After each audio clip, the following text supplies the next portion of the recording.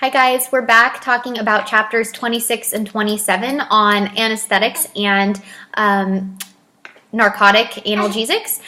Briefly on chapter 26, I want to let you know I really want you to review the chapter and the guided lecture notes for some exposure, predominantly in preparation for next semester where you will go to the OR environment. And I typically kick off that lecture series with perioperative. So I will actually give you a full in-person lecture in sedation and local sedation as well.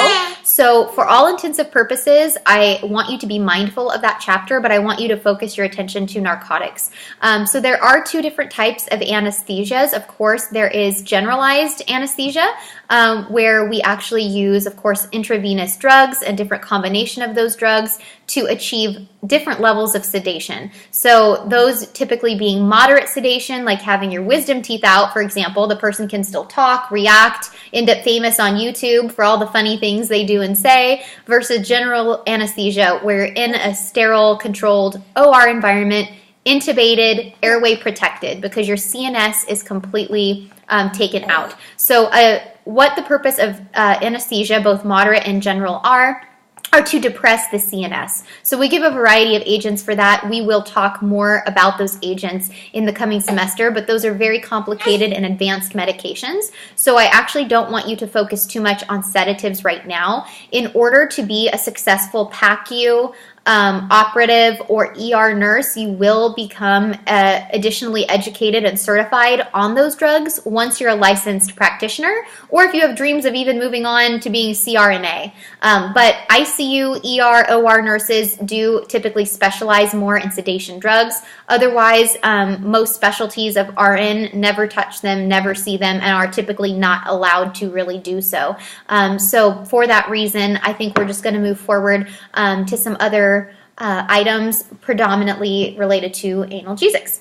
So what is the purpose of an analgesic? What does a narcotic really do? They help with pain, which a lot of people have pain. It's one of the most commonly used classes of medications. People can use NSAIDs, Tylenol, and then usually for more severe pain they get into Norco is the most common, which is the active ingredients, hydrocodone and acetaminophen, or Tylenol.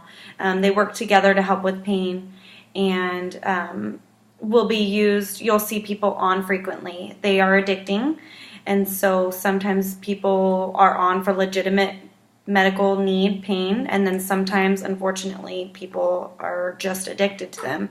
So sometimes it's trying to recognize whether your patient has true pain or if they're just kind of addicted and trying to get medication from you. And sometimes it can be, I don't think this is the right term, but like a pseudo addiction. So the patient pseudo pain. So they think that they are coming for pain needs. In their mind, they have convinced themselves that without it they'll have pain, but sometimes it's just their addiction telling themselves that without it they'll have pain. Yeah, they've had chronic pain for maybe a long time in their life, to the point where they're in fear of the pain. And they're in fear of the pain, but that's really kind of more driven by that addictive mindset.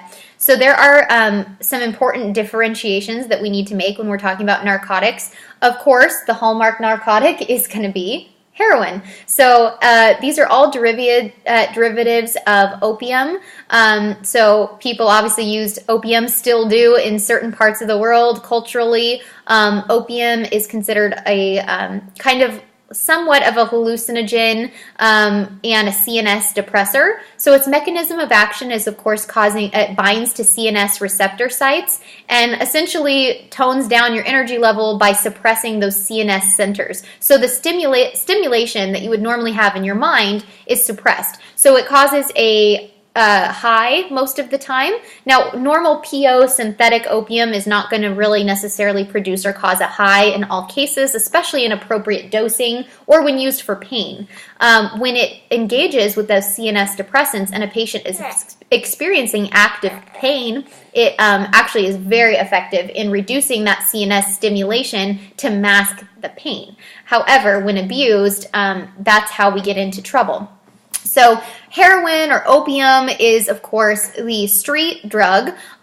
When people face addiction with opiates, the concern is always that typically, heroin, believe it or not, may be a little more readily available, cheaper. You don't have to go through a doctor, of course. So because of the lack of medical safety barriers, you don't need to consult your pharmacist. They don't need to sign it off and fill it. You don't have to argue with Kristen at the pharmacy to get a prescription. You don't need to argue with your doctor. It's on the street. So typically, some people, the danger is they'll start with pharmaceutical pain management and resort to actually becoming addicts on the street because they can obtain it on the black market of the drug trade behind the 7-Eleven, but they can't get it at the pharmacy. So those are concerns and very real issues that have created some of the opiate epidemic here in the United States, which we are going to revisit that in the discussion for this week. I'll have you guys watch a really good documentary on that and comment below in our discussion in relation to the opiate crisis. But moving on from that as well, codeine. Codeine is also the synthetic neighbor to most of these medications, cross allergies with codeine. So they're all like combination drugs. So what are like our most key combination drugs that we use? Mostly Norco. Norco is the same ingredients as people used to refer to it as Vicodin. It goes by Norco now, which has to do with like brand and generics. And so just know that those two words are kind of interchangeable essentially. Oxycodone, which is generic for OxyContin. That's a common one that you'll come across. Percocet, which has oxycodone in it. Plain morphine as well. People use, sorry, she's making noise. Ignore my rocking back and forth. But they all are in drug classification of C2s, which are much more harder for people to get these days, which is why, like Lauren is saying, people tend to resort to street drugs, unfortunately. Norco, so essentially, is a C1 would be heroin, like the actual original naturally occurring thing, which heroin is still synthesized, but you know the original ingredient being opium, which is then kind of turns into heroin, or is manufactured on the streets with a bunch of additives and turns into black tar heroin.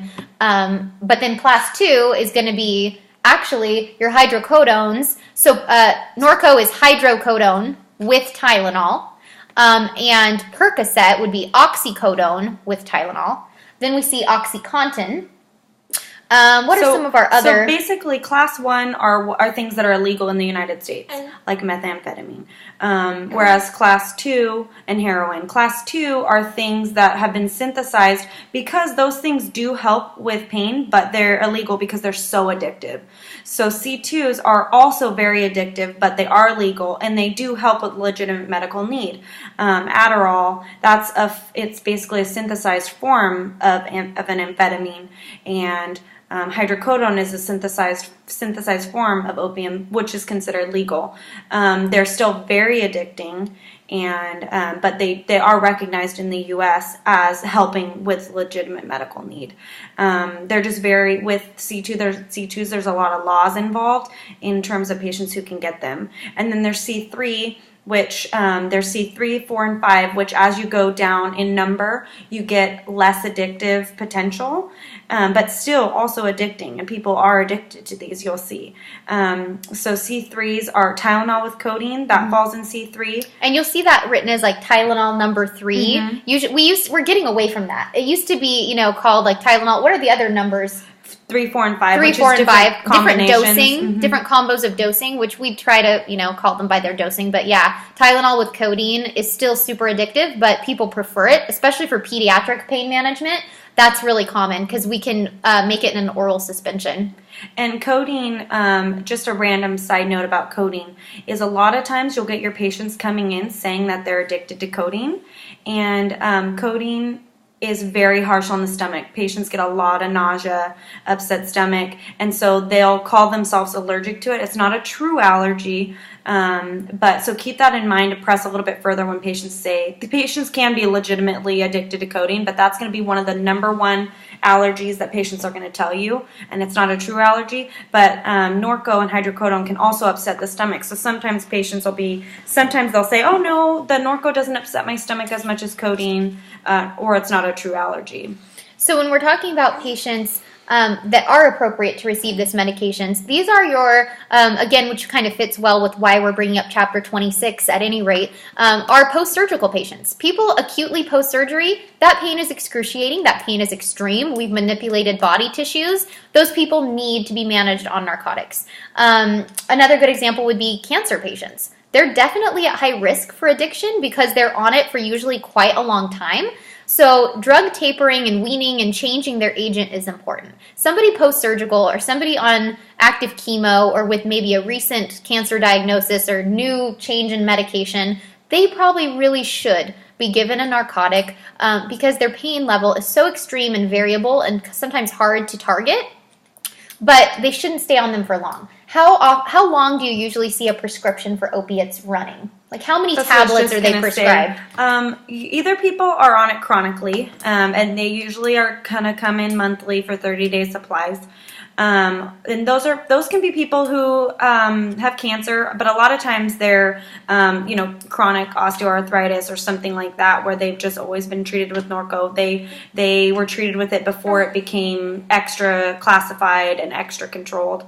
And then there's people like Lauren was saying, like post-surgery, or they get in a car accident, or they break their arm, and they're on it short term. Anything when you start getting past 7 days or so is they're kind of finding is the magic number where patients can go from treating their pain to addicted. So sometimes people have surgery and that's all it takes for them to get addicted. Other people have surgery and they don't. It's not every patient who has surgery and takes it gets addicted.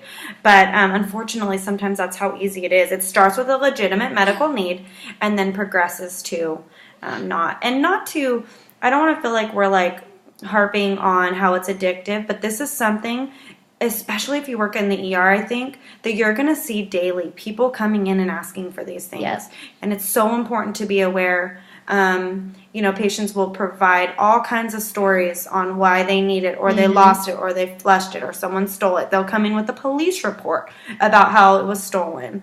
They'll also tell you that they're allergic to every form of pain medication that we have. They're allergic to every NSAID. They're allergic to tramadol. They're allergic to Toradol. Anything they can come up with that they know might be a great pain alternative for the average person, they are suddenly now severely allergic to. And the only thing they're not allergic to is morphine, or they're only not allergic to their drug of choice, whatever that may be.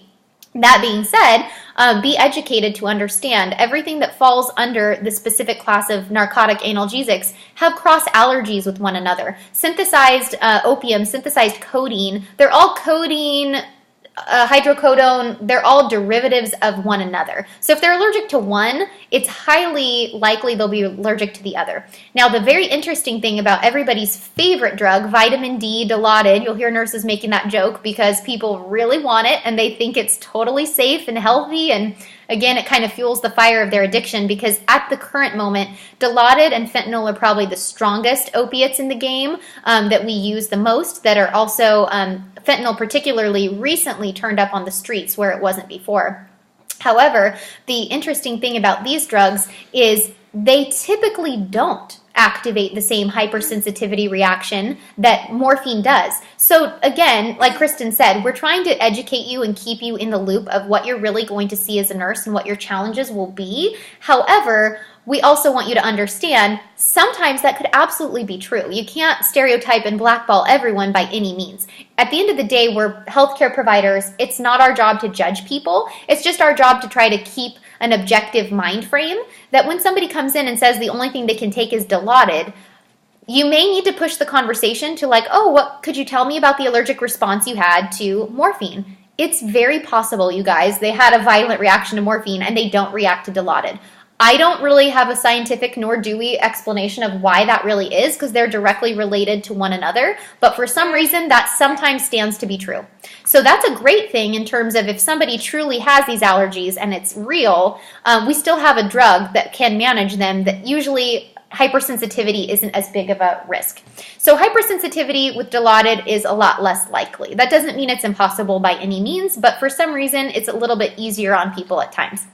But the severe thing, the severe adverse reaction we need to talk about that they do all have includes respiratory depression.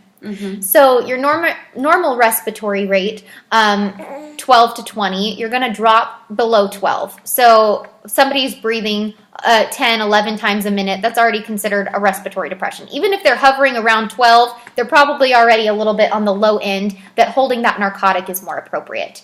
How do we reverse respiratory depression? We actually have an antidote. Again, this is something you guys need to be aware because this is considered an emergency drug. You'll see it on all crash carts in the hospital. Are you giving it out in the pharmacy now? Mm-hmm. So tell us about that. What's going on with it's called Narcan. I don't think I said the name. Narcan or naloxone. So naloxone, how are you seeing that now in the community? So naloxone, well, just to back up a little bit with respiratory depression, it can be worsened in patients who already have respiratory issues. So they have COPD or asthma, or they're sick right now. They have pneumonia, or they take other drugs which can suppress the respiratory system, like benzodiazepines, which you'll learn later in the semester, which are medications used for anxiety, so like Xanax or alprazolam. Lorazepam, which is Ativan, and so all of these things together. So those are patients populations, which maybe Lauren can talk about, that you'd want to extra be cautious with giving a benzo to if they already have respiratory depression. But basically, naloxone is an ingredient that binds tighter to the receptors, the pain receptors essentially, and can reverse the effects of the respiratory depression. So it actually can save lives. And a lot of times patients have heard of this before on the news. It's basically a nasal spray. So if someone was to be in respiratory depression and pass out, their family members can actually administer it into their nose. And if they were passed out for respiratory depression from a narcotic, it will actually can help save their life. If they're unconscious for some other reason, it doesn't hurt them to have gotten it, but it won't help them get any better. And of course, they'd still want to call 911. It's sort of a similar idea as like an EpiPen, which patients use for, which family members will use to help save their life if they have an allergic reaction to like a bee sting or something. But it is available at the pharmacy, and I know it's available to be used parenterally in the hospital as well. And so I believe they keep it, on surgical floors and stuff. So if patients have respiratory depression during surgery and stuff. So Narcan is carried by all paramedics. It's often prescribed in the community to patients that are actively taking narcotic prescriptions. These are not always your hard-hitting drug addicts, you guys. Some drug addicts are prescribed these. Even known heroin or methadone users will be given naloxone prescriptions. But these are more commonly being given to people even post-surgery. We're sending them home with a bottle of Norco. We're also going to send them home with a bottle of an auto-injector or a nasal spray of naloxone. The dosing on naloxone is 0.5 to 2 milligrams per dose parenterally, so that's what you'll give IV push.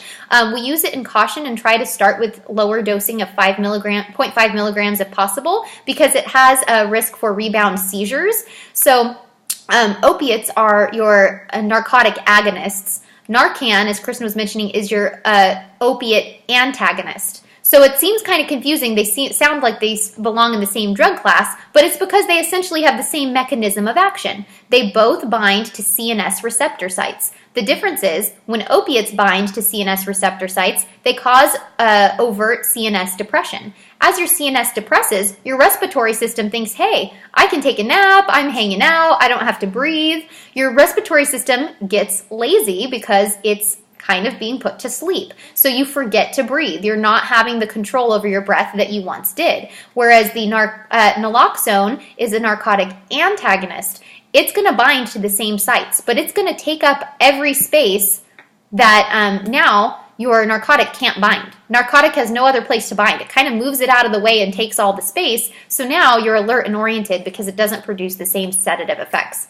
The other thing, we load somebody up with a bottle of Norco prescription pills, maybe for a good reason, and send them home. We're giving them potentially, depending upon the situation, a prescription for Narcan, and education on how to reuse it should they become over-sedated or respiratory depressed. We're also sending them home with Colace or prescribing it, because the main risk factor, one of the main risk factors, is also constipation. Lots of GI issues, risk for small bowel obstruction related to constipation, a lot of GI pain, bloating related to narcotics. That is a natural thing that happens, and it can be a completely mild problem that nobody's too worried about, maybe just an inconvenience, to actually becoming a small bowel obstruction, a fecal impaction. So it can actually cause kind of detrimental GI effects as well.